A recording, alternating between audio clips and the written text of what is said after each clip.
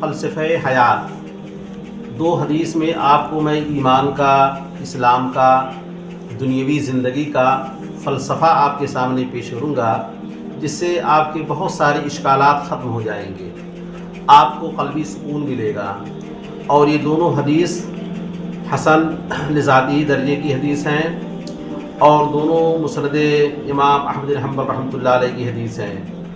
امام احمد بن حنبل رحمۃ اللہ علیہ مسند احمد میں روایت کرتے ہیں، صحابی حضرت حنش صنعانی رحمۃ اللہ علیہ جو جلیل القدر تابعی ہیں، وہ نقل کرتے ہیں حضرت عبداللہ ابن عباس سے۔ عبداللہ ابن عباس بنا واقعہ بیان کرتے ہیں کہ میں اللہ کے نبی صلی اللہ علیہ وسلم کے پیچھے سواری پر بیٹھا ہوا تھا، آپ نے مجھ کو اپنی طرف متوجہ فرمایا اور کہا، اے پیارے بیٹے، میں تجھ کو چند کلمات سکھاتا ہوں، یہ تم کو ہر حال میں زندگی کے ہر لمحے تم کو نفع پہنچائیں گے، تم ان کو یاد کر لو۔ آپ نے فرمایا کہ اے پیارے بیٹے، میں تم کو چند کلمات سکھلا رہا ہوں، اگر تم ان کو یاد کر لو گے تو یہ زندگی کے ہر میدان میں تم کو نفع پہنچاتے رہیں گے۔ یہ کہتے ہیں کہ میں نے کہا اللہ کے رسول ضرور آپ سکھلائیے۔ آپ نے فرمایا احفظ اللہ یحفظک، تم اللہ کو یاد کرو، اللہ تم کو یاد کرے گا۔ آپ نے فرمایا احفظ اللہ تجدہ امامک تجد تجاہک، دونوں الفاظ ہیں۔ تم اللہ کو یاد کرو، اللہ کے دین کی، اللہ کے اوامر کی حفاظت کرو، پیش نظر رکھو، تم ہر وقت اللہ کو اپنے سامنے پاؤ گے۔ آپ نے فرمایا تعرف الی اللہ فی الرخاء یعرفک فی الشدہ، اگر تم تنگی میں، سختی میں، پریشانی کے عالم میں اللہ کو یاد کرو گے تو اللہ تم کو پریشانی میں تو ہر ایک یاد کرتا ہے۔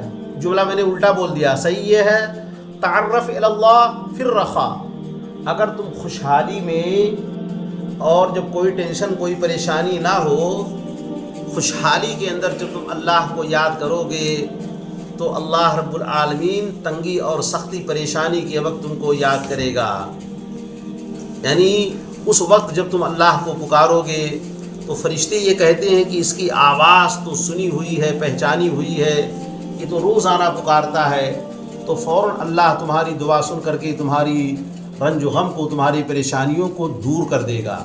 آپ یاد کیجئے، جملہ پر غور کیجئے، تعرف الی اللہ فی الرخاء، خوشحالی میں، خوشی میں، جب مسرت ہو، شادیانے گھر میں بج رہے ہوں، اس وقت تو اللہ کو یاد کرنا یہ اللہ کو بہت محبوب ہے۔ ایسا جو بندہ اللہ کو خوشحالی کے اندر، خوشی کی مسرت کے وقت یاد کرتا ہے، خوشی کی لمحات میں یاد کرتا ہے، تو اللہ تعالیٰ پریشانی کے وقت ایسے بندے کی ضرور مدد فرماتا ہے۔ آگے اللہ نے فرمایا وَإِذَا سَأَلْتَ فَاسْأَلِ اللَّهَ، اگر تم کو کوئی حاجت دین کی، دنیا کی پیش آ جائے تو اللہ سے مانگو، غیر اللہ سے ہرگز نہ مانگو۔ اور آپ نے فرمایا اگر تمہیں مدد درکار ہو، اگر تم کو مدد چاہیے تو اللہ ہی سے استعانت کرو، اللہ ہی سے مدد مانگو۔ اور آپ نے فرمایا کہ دیکھو دنیا میں جو کچھ ہو رہا ہے یہ پہلے کچھ لکھا جا چکا ہے، اور اللہ کا قلم لکھ کر کے خشک ہو چکا ہے۔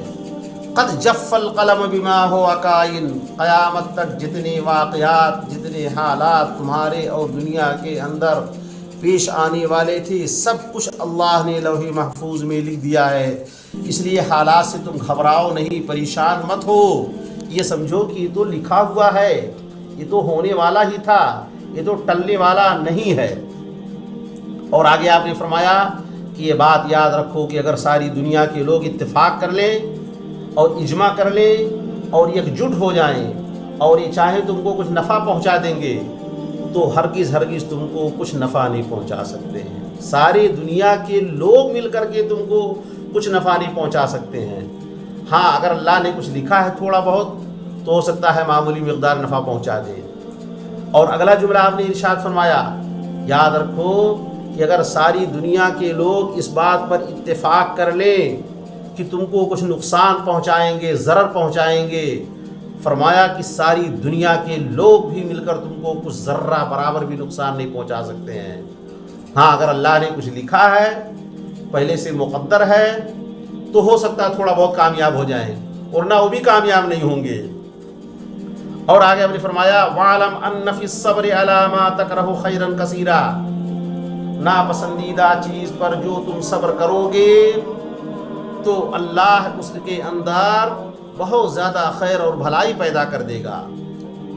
وَأَنَّ النَّصْرَ مَعَ الصَّبْرِ، اور جب بھی تم صبر کرو گے، ڈٹے رہو گے، جمے رہو گے تو اللہ کی مدد تمہارے ساتھ آئے گی۔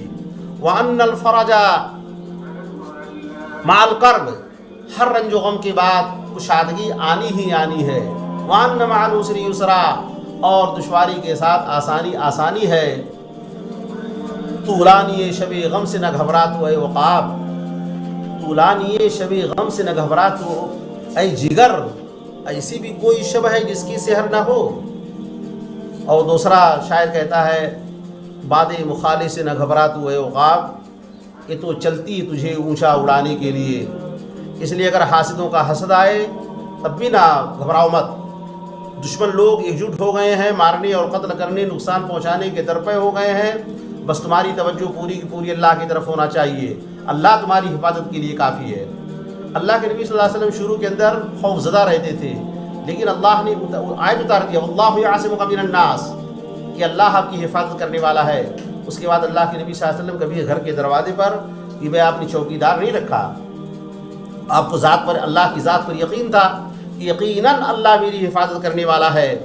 تو اس حدیث کی روشنی کے اندر میں نے اس کی زیادہ تشریح نہیں کیا ہے، صرف حدیث پاک کا ترجمہ آپ کے سامنے پیش کر دیا ہے، لیکن بہرحال اس حدیث سے بہت ساری چیزیں، بہت ساری رہنمائیاں، ایک ایک جملے سے پورا پورا سمندر اس کے اندر بھرا ہوا ہے، ایک ایک جملے کے اندر رہنمائی ہی رہنمائی ملتی ہے۔